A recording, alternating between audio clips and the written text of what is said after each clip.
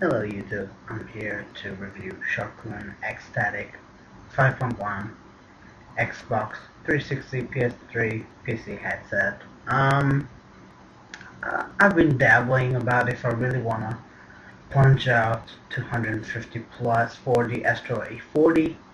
Maybe go with the Triton that I heard they had some reliability issue. Maybe I'm wrong. And quite by accident, one of our local shops had a discount over these headsets, so I decided why not. I want to plunge at least something. I don't want to get the sort of like the first tier like I had with Turtle Beach XLC, which are very simple. I think it's only stereo. So a few points. First of all, the positives. I really like the subwoofer. I think the sort of like integrated mix amp, which is obviously a lot more simple than the Astros, similar to the Triton X Pros, which are very on the headset itself, as you can see. Sorry for the headlights. Sorry for the lights. I really like the subwoofer. I think it's very good. I think it works very well with obviously music.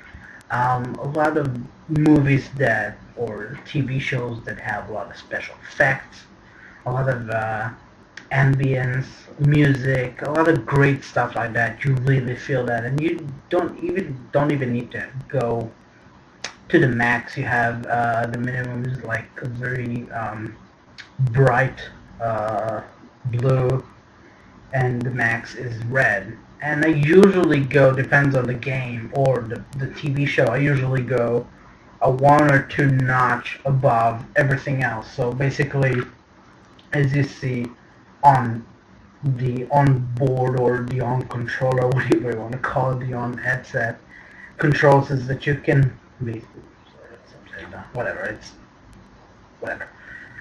You have basically front, rear, center, sub, and you can control each one. If you press, you can only press that one and give it that adjustment to the volume, or in a second, there we go, it controls all of it. So usually, depends on the game, TV show, music, etc.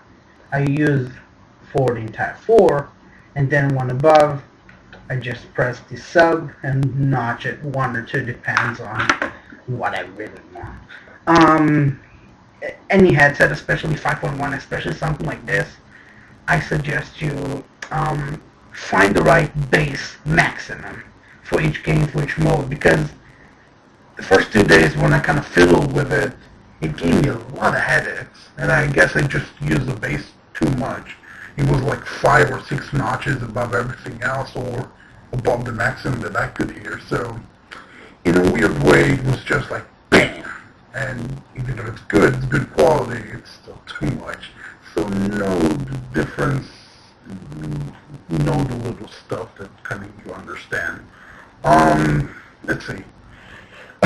Excuse me.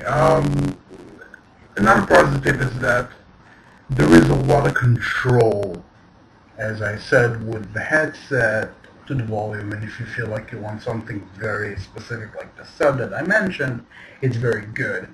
I usually take up, if I really want to get something like dialogue or story-based games, I always find that combination just a little bit more customized. I usually go with the front and, sorry, the center just a little bit more than the rear, and the sub, especially games like Alpha Protocol, even though I think they're good, but no, good dialogues. Writing, LA Noire, again, not my favorite game, but great dialogue, great sound design.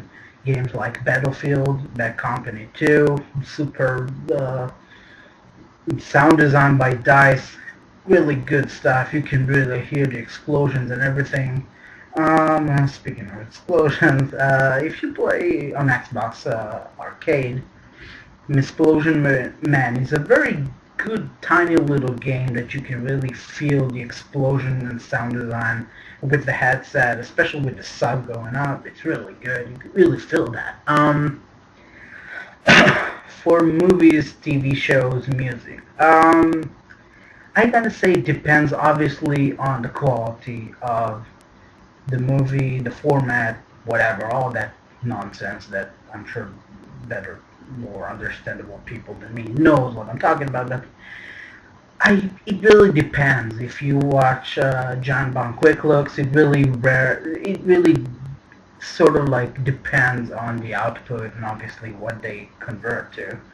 Um, it's good. It's really good, but you really have to find and you really have to fiddle for each sound, each back. You know, like each track, you really have to find. It's not from something like consensus. Like, all right, I want the bass all the way top notch, and everything else is set. Usually, in some games, I can find that balance, but in TV shows, especially if I watch wrestling or stuff like that, which is and I started rewatching Sons of Anarchy towards next month.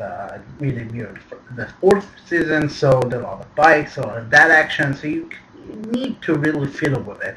And if you're lazy, I'm not really lazy, but if you're lazy, you'll have to work a little bit just to get that perfect example every time. So as I mentioned, it's for 360, PS3, PC. I only checked it for 360 to be honest. I know it's possible.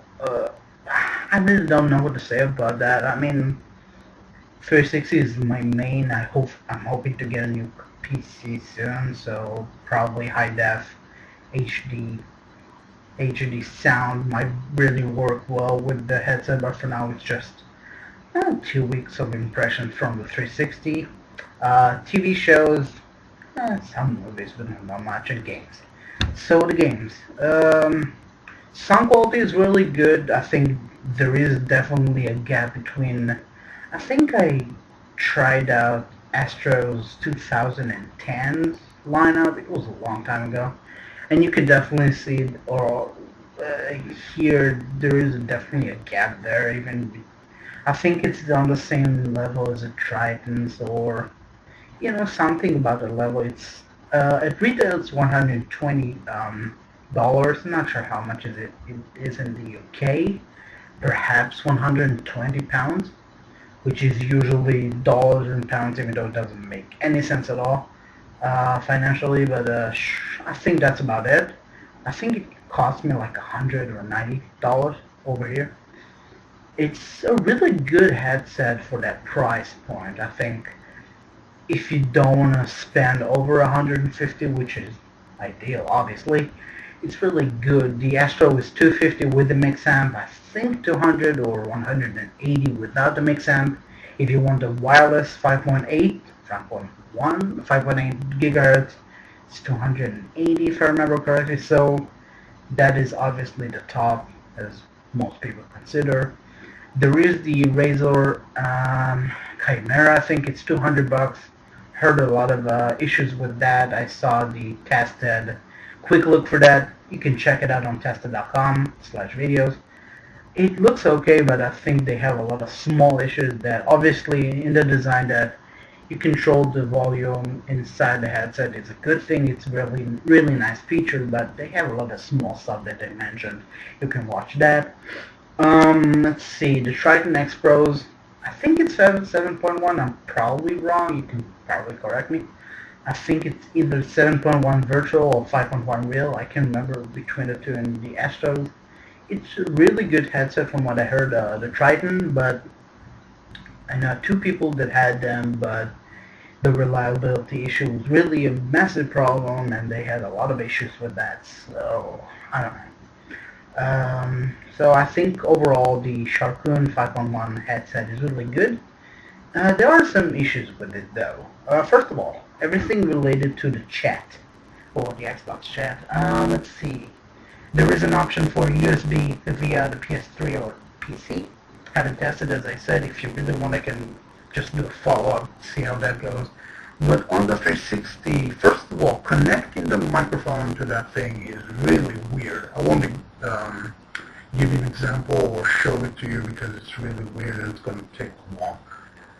It shows you on the menu how to do it, but it's really weird. You really have to attach it at a certain point to close it weird. It just feels weird. On the other hand, connecting the actual headset, the extra thing to the onboard control is okay. You can connect it here.